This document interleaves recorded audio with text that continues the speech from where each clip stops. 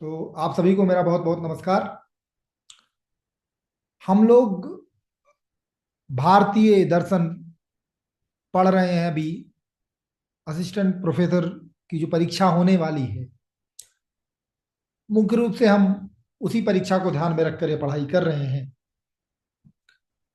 आज जो दर्शन हम पढ़ने वाले हैं वो दर्शन है सांख्य दर्शन। जैसा हम पहले भी चर्चा कर चुके हैं कि वेदों की प्रामाणिकता स्वीकार करने के आधार पर भारतीय चिंतन परंपरा में भारत के प्रमुख दर्शनों को आस्तिक और नास्तिक दो जो वर्ग हैं उन वर्गों में रखा जा रहा है। और हम नास्तिक दर्शन की जो परंपरा है उसका अध्ययन हम कर चुके हैं। अभी आस्तिक दर्शन की परंपरा को हम प्रारंभ करने वाले हैं। सांख्य दर्शन भारतीय दार्शनिक परंपरा में सबसे प्राचीन दर्शन माना जाता है। तो ये जो सांख्य दर्शन है इसकी प्राचीनता न केवल आस्तिक दर्शनों में बल्कि जो नास्तिक दर्शन है, चारवाक दर्शन, जैन दर्शन और बौद्ध दर्शन, उसमें भी प्राचीनतम है। जैन दर्शन के बारे में हम ये दावे के साथ नहीं कह सकते, क्योंकि जो जैन दर्शन के पहले तीर्थंकर माने जाते हैं ऋषभदेव, उनका काल बहुत प्राचीन है। फिर भी सांख्य दर्शन भी काफी प्राचीन है, क्योंकि इसका वर्णन हमें, सांख्य का उल्लेख हमें महाभारत, रामायण, उपनिषद और बहुत सारे पुराणों में मिलता है। तो सांख्य दर्शन के जो प्रणेता हैं महर्षि कपिल, श्रीमद् भगवत गीता में भगवान जब सब श्रेष्ठ चीजों की चर्चा कर रहे हैं तो उसमें कहते हैं मुनियों में मैं कपिल हूं। तो कपिल का स्थान बहुत ऊंचा है और उसी कपिल मुनि को इस दर्शन का प्रवर्तक स्वीकार किया जाता है। सांख्य सूत्र और तत्व समस, तो जो सांख्य सूत्र है और तत्व समास है, ये दो पुस्तकें जो अभी उपलब्ध नहीं हैं, ये मानी जाती हैं कि ये पुस्तकें कपिल कपिल मुनि ने इनकी रचना की थी। अभी हमारे पास जो सबसे प्रामाणिक और सबसे प्राचीन ग्रंथ उपलब्ध है जिससे हमें सांख्य दर्शन की जानकारी मिलती है, वह ग्रंथ सांख्य कारिका है। सांख्य कारिका के जो रचयिता हैं, जो लेखक हैं, वो ईश्वर कृष्ण है। ये वो वाले कृष्ण नहीं है जिनकी हम पूजा करते हैं, जैसे त्रिमद भगवान के रूप में जिनको देखते हैं, ये वो वाले कृष्ण नहीं है। ईश्वर कृष्ण एक विद्वान है, एक मुनि है, उनका नाम है ईश्वर कृष्ण। तो ये भगवान श्री कृष्ण नहीं है। ईश्वर कृष्ण कृत जो सांख्य कारिका है उसमें कुल 72 कारिकाएं हैं, 72 श्लोक हैं, जिसमें हमें सांख्य दर्शन की पूरी चर्चा मिलती है। एक चीज और ध्यान रखना होगा कि जो ईश्वर कृत सांख्य कारिका है उसमें जो सांख्य दर्शन है और महाभारत में जो सांख्य दर्शन हमको देखने को मिलता है, वो सांख्य दर्शन में अंतर है। जो महाभारत का सांख्य दर्शन है वो सयेश्वर सांख्य है, अभी हम आगे चर्चा करेंगे। वहां पर ईश्वर का स्थान है और बहुत ही महत्वपूर्ण स्थान है। जबकि जो ईश्वर कृष्ण कृत सांख्य कारिका है, उसमें ईश्वर का स्थान नहीं। फिर भी जो सांख्य दर्शन प्रमुख रूप से माना जाता है, उसकी आधार भूमि बनती है ईश्वरकृत सांख्य कारिका। जो सांख्य दर्शन से संबंधित अन्य ग्रंथ हैं, प्रमुख ग्रंथ, उसमें वाचस्पति मिश्र द्वारा सांख्य तत्व कौमुदी एक प्रमुख ग्रंथ है। इसके अलावा विज्ञान भिक्षु का सांख्य प्रवचन भाष्य है। गौड़पादाचार्य ने सांख्य कारिका भाष्य लिखा है। तो ये प्रमुख ग्रंथ हैं जो सांख्य दर्शन में जिनका चिंतन मिलता है। अब इस दर्शन का अगर हमें ये चिंतन प्रारंभ करें कि इस दर्शन को हम सांख्य दर्शन कहते क्यों हैं, सांख्य शब्द क्यों प्रयोग हो रहा है, तो प्रमुख रूप से दो दृष्टिकोण इसमें निकल कर आता है। एक दृष्टिकोण यह है कि सांख्य दर्शन में चूंकि संख्या पर बहुत अधिक बल दिया गया है, प्रकृति में 24 तत्वों की बात है, और अगर पुरुष को भी जोड़ दिया जाए तो 25 तत्व, तो तत्वों की गणना करने के कारण, संख्या पर अत्यधिक बल देने के कारण इस दर्शन को हम सांख्य दर्शन कहते हैं।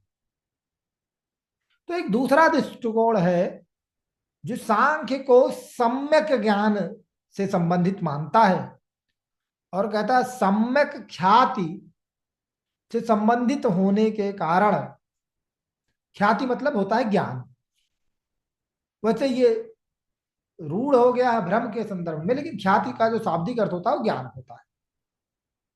ख्यातवाद हम देखेंगे हर दर्शन का, आज भी ख्यातवादी विचार सांख्य का हम लोग देखेंगे।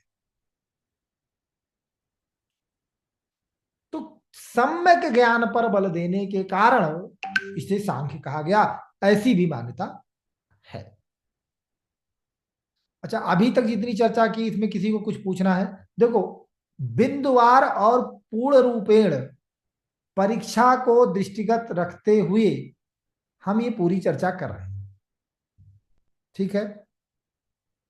फिर भी जहां आपको अस्पष्टता हो आप पूछ लीजिए। तो मैं बहुत ज्यादा विचारों के गहनता में नहीं जा रहा हूं, मैं बार बार ये कह रहा हूं, ठीक है? तो यहां तक किसी को कुछ पूछना तो नहीं है? नहीं। तो यदि सांख्य दर्शन के स्वरूप की बात करें कि सांख्य दर्शन किस तरीके का दर्शन है, तो सांख्य दर्शन एक द्वैतवादी दर्शन है। तो द्वैतवादी दर्शन किसे कहते हैं? वह दार्शनिक विचारधारा जो यह मानती है कि मूल रूप में दो तत्व विद्यमान है, वह द्वैतवादी विचारधारा कहलाती है। और ये दो तत्व कैसे होते हैं? क्योंकि हमारे अनुभव में, अगर हम अनुभव को बहुत व्यापक और अमूर्त रूप में ले जाएं, तो हमारे अनुभव में दो तरीके की चीजें दिखती हैं, एक जड़ और दूसरी चेतन।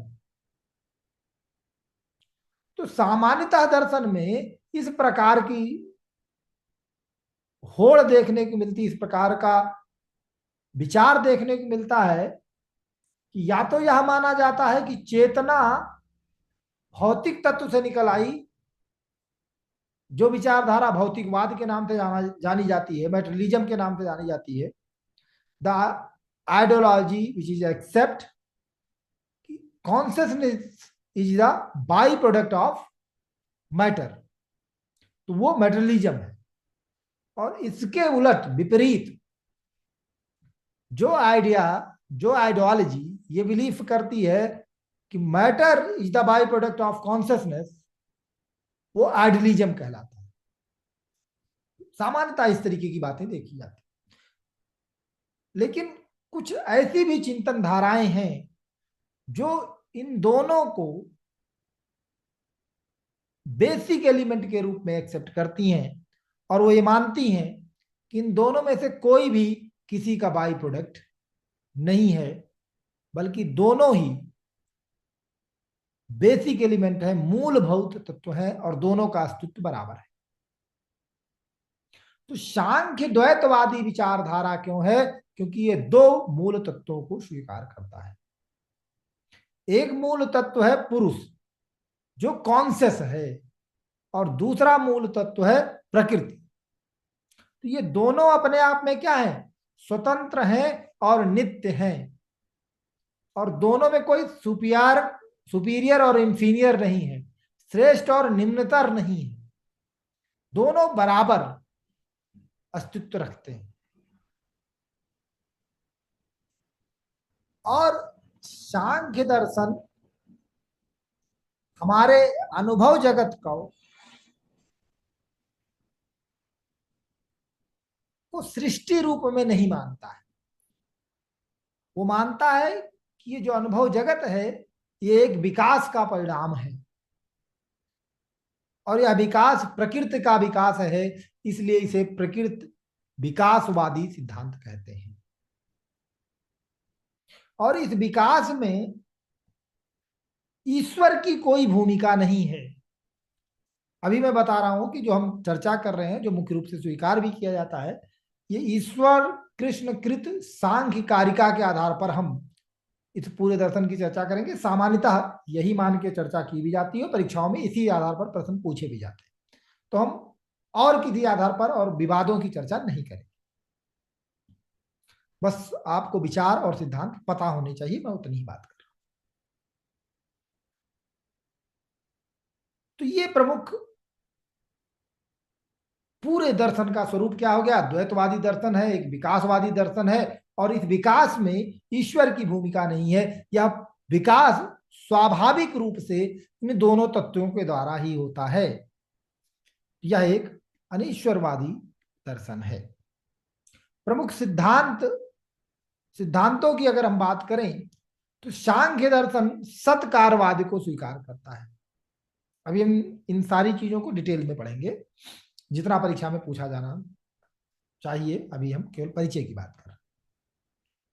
सत्कारवाद क्या होता है? जो विचारधारा यह मानती है कि कार्य अपने कारण में पहले से उपस्थित रहता है। कार्य कारण क्या है, इसकी चर्चा हम लोग पहले कर चुके हैं। कार्य वह होता है जिसकी उत्पत्ति होती है, और जिससे उस कार्य की उत्पत्ति होती है उसे कारण कहते हैं। तो कार्य अपने कारण में पूर्व रूप में उपस्थित रहता है, जो ऐसा मानता है वो विचारधारा सत्कारवाद कहलाती है।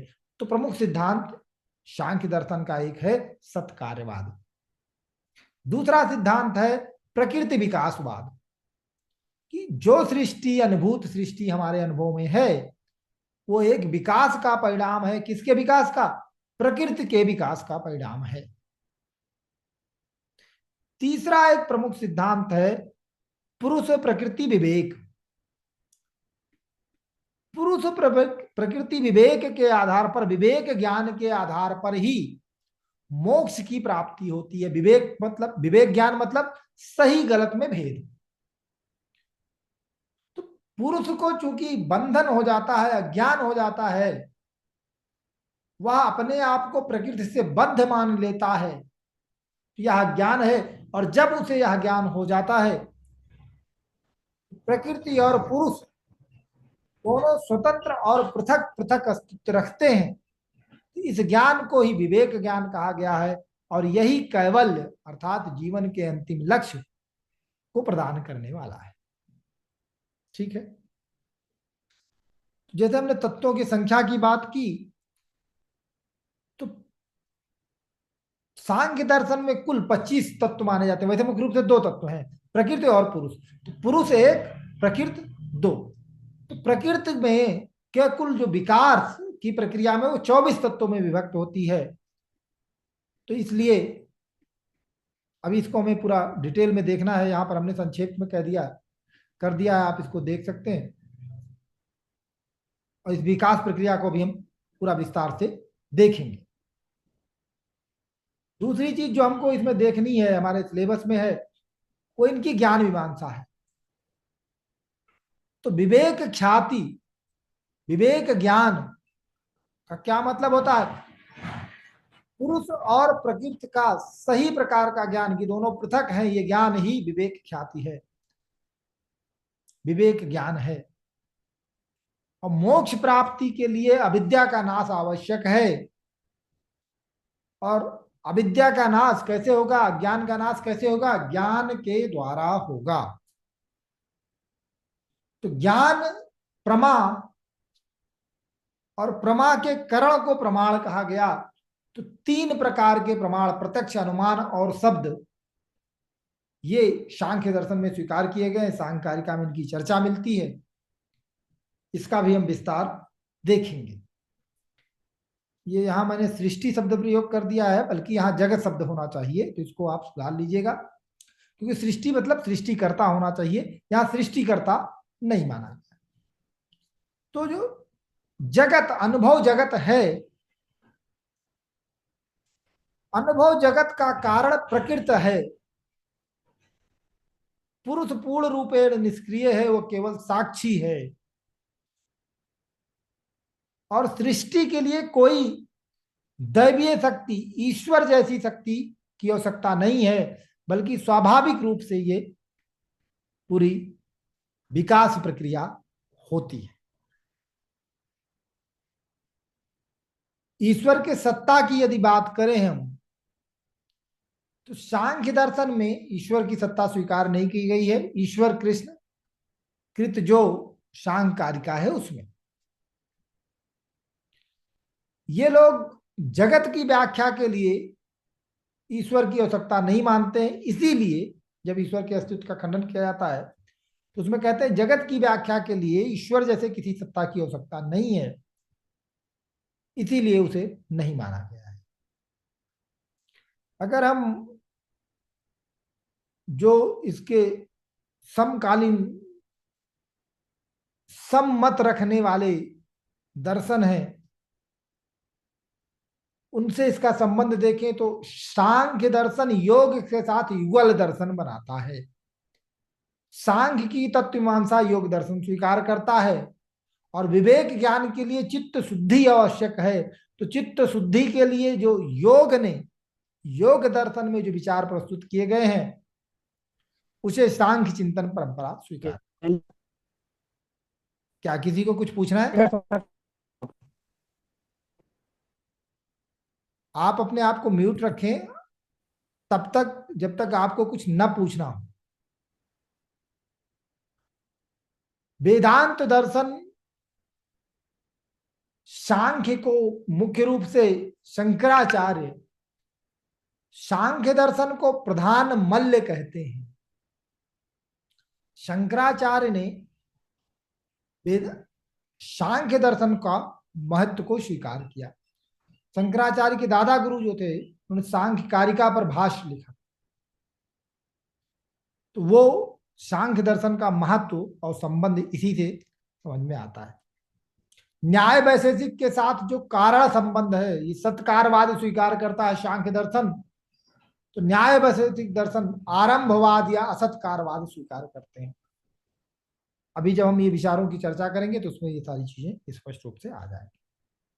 अच्छा, जितना तथ्य दिया है मेरे विचार से इतना तथ्य पर्याप्त है, इसीलिए मैंने आप लोगों के लिए इसको थोड़ा काम करके बनाया है। तो इतने तथ्य अगर आप ध्यान रखेंगे और समझ रखेंगे, तो परीक्षा में इससे बाहर तथ्य नहीं पूछे जाएंगे। मुख्य रूप से नेट की परीक्षा में भी इससे बाहर तो प्रश्न नहीं पूछे जाते। थोड़ा सा उसमें गहराई और समझ और आवश्यकता है, वो हमने पढ़ाया हुआ उसको देख लीजिए। और फिर भी किसी को कोई आशंका होगी तो वो चर्चा हम कर लेंगे। अभी चाहेंगे अभी कर लेंगे, बाद में आप चाहेंगे तो बाद में। तो जैसा हमने कहा कि द्वैतवादी दर्शन है, द्वैतवादी विचार रखता है। एक तत्व है पुरुष और दूसरा है प्रकृति। तो दोनों तत्वों को धीरे धीरे समझ लेते हैं। हम पहले तत्व की बात करते हैं, पुरुष की बात।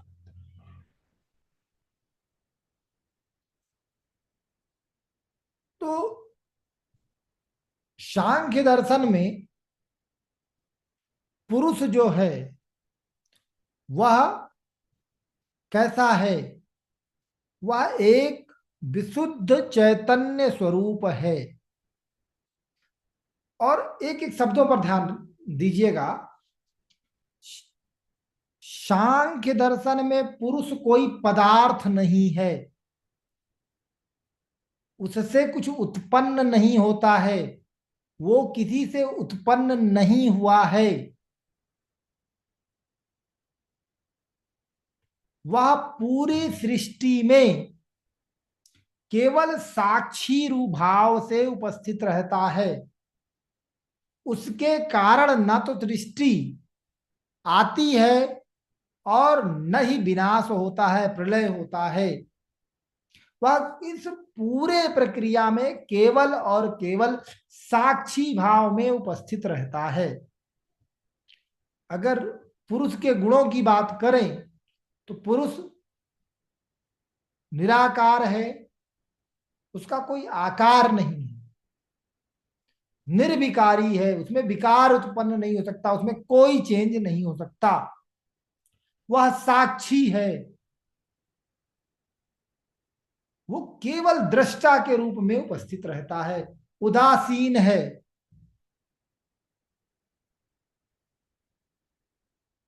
वो कोई कार्य नहीं करता, उसे हानि लाभ अच्छे बुरे से फर्क नहीं पड़ता, वह उदासीन रहता है। वह नित्य है, हमेशा से है, विभु है, वो सर्वव्यापक है, अलिंग है, किसी चीज का साधन नहीं है, हेतु नहीं है, अकर्ता है। वो उसके लिए कोई कर्तव्य शेष नहीं है, इसलिए वो करता है।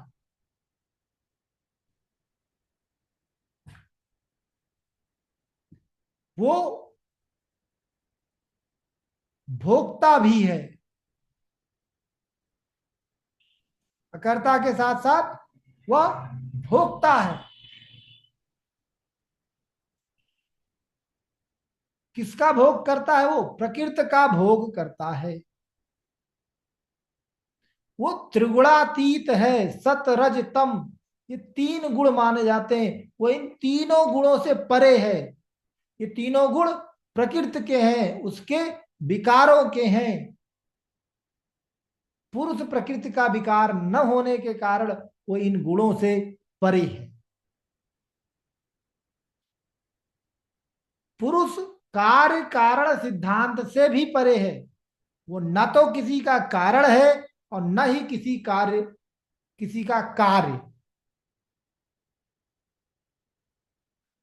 ठीक है, यहां पे हमने थोड़ा सा तुलना भी कर दिया है अन्य दर्शनों के साथ, क्योंकि यहां जो पुरुष शब्द प्रयोग हो रहा है, एक चीज बिल्कुल स्पष्ट रूप से जान लेना है कि यहां पुरुष लैंगिक आधार पर नहीं है, पुरुष स्त्री वाला पुरुष नहीं है। यहां पुरुष शब्द का अर्थ एक चेतन द्रव्य से है। जो अन्य दर्शनों में जिसे आत्मा कहा जाता है, जीव कहा जाता है, सांख्य चिंतन परंपरा में उसी को क्या कह रहे हैं? उसी को पुरुष कह रहे हैं। ठीक है, तो इसको आप लोग देख लीजिएगा, या मैंने एक ही जगह पे बना दिया है तो कि जिससे आप सबकी तुलना कर पाए कि चार्वाक दर्शन क्या मानता है? वो आत्मा को शरीर ही मानता है, चैतन्य विशिष्ट देह आत्मा। न्याय वैशेषिक आत्मा को अचेतन द्रव्य मानता है और चेतना को उसका आकस्मिक गुण मानता है, टेम्परेरी क्वालिटी मानता है, एक्सीडेंटल क्वालिटी मानता है। आत्मा में चेतना कब आती है? जब वो मन, इंद्रिय और वस्तु के साथ संपर्क स्थापित करता है। जैन दर्शन आत्मा को नित्य द्रव्य मानता है और चेतना को उसका गुण मानता है, अनिवार्य गुण, गुण पर्याय, जिसकी चर्चा हम लोगों ने की। गुण नेसेसरी क्वालिटी है, पर्याय टेम्परेरी क्वालिटी। बौद्ध दर्शन में आत्मा को क्षणिक चेतना का प्रवाह माना गया है, तो अद्वैत वेदांत में आत्मा को सच्चिदानंद स्वरूप माना गया है। आत्मा सत है, चित है, मतलब कॉन्शियस है, आनंद स्वरूप है, ब्लिस है उसमें। और सांख्य दर्शन की बात तो हम कर ही रहे हैं कि पुरुष नित्य अपरिवर्तनीय स्वतंत्र चैतन्य स्वरूप, लेकिन आनंद रूप नहीं है। सुख जो है, आनंद जो है, ये सत से, सतोगुण से आता है। इसलिए सांख्य दर्शन में आनंद नहीं है। ये सारी चीजें हमने अलग से इसीलिए बनाया है कि आप कंपेयर कर पाए, और जब बहुविकल्पी प्रश्न पूछे जाते तो इसी तरीके के प्रश्न पूछ लिए जाते, इसलिए इस तरीके के पॉइंट में आपको बना के दिया है। ठीक है। अब पुरुष सिद्धि के लिए ईश्वर कृत सांख्य कारिका जो है, उसमें 5 प्रमाण दिए गए हैं। ठीक है। और अब क्या करना है, आपको ये 5 प्रमाण याद कर लेना है, क्योंकि यहां से प्रश्न पूछे जाते हैं। संघात पदार्थ तत्वात, जो प्रकृति में संघात है, शरीर, इंद्रिय, मन, बुद्धि, सभी जो संघात हैं, वो किसी के लिए होते हैं। जो चीजें बनी होती हैं वो किसी के लिए होती हैं, वो अपने लिए नहीं हो सकती। तो किसके लिए है? प्रकृति का पूरा विकार प्रकृति के लिए नहीं हो सकता, तो वो किसी प्रकृतेतर तत्व के लिए ही हो सकता है। और प्रकृतेतर तत्व कौन सा है? पुरुष ही है। तो इससे पुरुष की सिद्धि होती है। त्रिगुणादि विपर्याद अधिष्ठानात्, कि जो संघात है तीनों गुणों का, ये सिद्ध करता है कि कोई चीज ऐसी है जो इन गुणों से परे है। तीनों गुणों से परे कौन है? त्रिगुणातीत कौन है? वो पुरुष है। अधिष्ठानात्, अधिष्ठान, लोकस, तो सारा संसार जड़ है, तो उसकी प्रेरणा कैसे होती है? तो चेतन। इस बात को समझाने के लिए रथ की उपमा दी जाती है। जिस प्रकार रथ में सब कुछ जड़ है, तो रथ किसके लिए है? रथी के लिए, जो रथ को, रथ जिस रथ पे जो सवार होके चलता है, रथी के लिए है। वो हमेशा चेतन होना चाहिए। भोक्ता भवात, ये प्रकृति के सारे विकार भोग्य हैं, तो उसका जब भोग्य है तो उसका कोई न कोई भोगने वाला होना चाहिए। वो भोगने वाला कौन है? वह पुरुष है। कैवल्यार्थ प्रवृत्ति, मोक्ष की प्रवृत्ति के यह दर्शाती है कि पुरुष का अस्तित्व है। तो ये तकनीकी शब्द सांख्य कारिका से उठाया गया है, और उस कारिका में दिए गए 5 को हमने उठा के यहां रख दिया है। इसी रूप में पूछ लेता है, बिल्कुल ऑप्शन बना के। हमने आप सबके लिए ऑब्जेक्टिव क्वेश्चन भी बनाया, वो भी हम देंगे आप। तो ये आपको देख लेना है।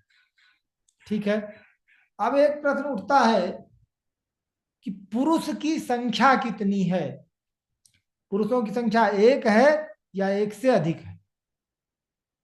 तो सांख्य चिंतन परंपरा में पुरुषों की संख्या अनेक मानी गई है, जबकि वेदांत में एक अखंडता का सिद्धांत है, अद्वैत का सिद्धांत। और पुरुष की संख्या अनेक है, इसके लिए 3 प्रमाण दिए गए। जन्म मरण कारणात्, सभी जो मनुष्य हैं उनका जन्म होता है, मरण होता है, और इंद्रियां भिन्न भिन्न होती हैं। कारणानाम प्रतिनियमात, तो जो करण है, जो करणानाम, करण क्या है? इंद्रिय, वो भिन्न भिन्न है। इससे सिद्ध होता है कि पुरुष अनेक हैं। अयुग पत प्रवृत्ते, जब एक व्यक्ति सोता है दूसरा कार्य कर रहा होता तो ये दिखाता है कि सब में अलग अलग आत्मा है। अगर एक व्यक्ति सो रहा है दूसरा काम कर रहा है, एक ही आत्मा होती तो कैसे संभव होता। त्रय गुण विपर्यात, जीवों में सत रज तम, इन तत्वों की भिन्नता है। यदि पुरुष एक होता तो सब में एक समान गुण होते। फिलहाल ये बहुत कमजोर आर्गुमेंट है, लेकिन आर्गुमेंट यही है। हम बहुत डेप्थ में नहीं जाएंगे, बस हमें ये तर्क पता होने चाहिए। तो जो सांख्य दर्शन का पुरुष सिद्धांत है, सबसे ज्यादा उसकी आलोचना होती है। जो प्रमुख आलोचना है पूछी जा सकती है, इसलिए उसको हमने यहां लिख दिया। यदि पुरुष निष्क्रिय होता है तो फिर वो भोक्ता कैसे हो सकता है, भोग कैसे करता है। अगर कोई निष्क्रिय तो भोग कैसे करेगा। सांख्य दर्शन में पुरुष को अकर्ता कहा गया है, फिर भी भोक्ता कहा जा रहा है। जो कुछ नहीं करता वो भोग कैसे करेगा, भोग भी तो कर्म है। ये बात विरोधाभासी हो जाती है। यदि पुरुष नित्यांत निष्क्रिय है और केवल साक्षी है तो उसकी मोक्ष की प्रवृत्ति क्यों आएगी भाई, साक्षी वो है ही तो। इसके साथ में सांख्य दर्शन में पुरुष को चैतन्य तो माना गया है, लेकिन आनंद स्वरूप नहीं स्वीकार किया गया। तो चेतना में आनंद होता ही है ऐसा अद्वैत वेदांत मानता, तो उनका यह आक्षेप है। और यदि पुरुषों में भिन्नता है तो उनमें चैतन्यता में भिन्नता होनी चाहिए,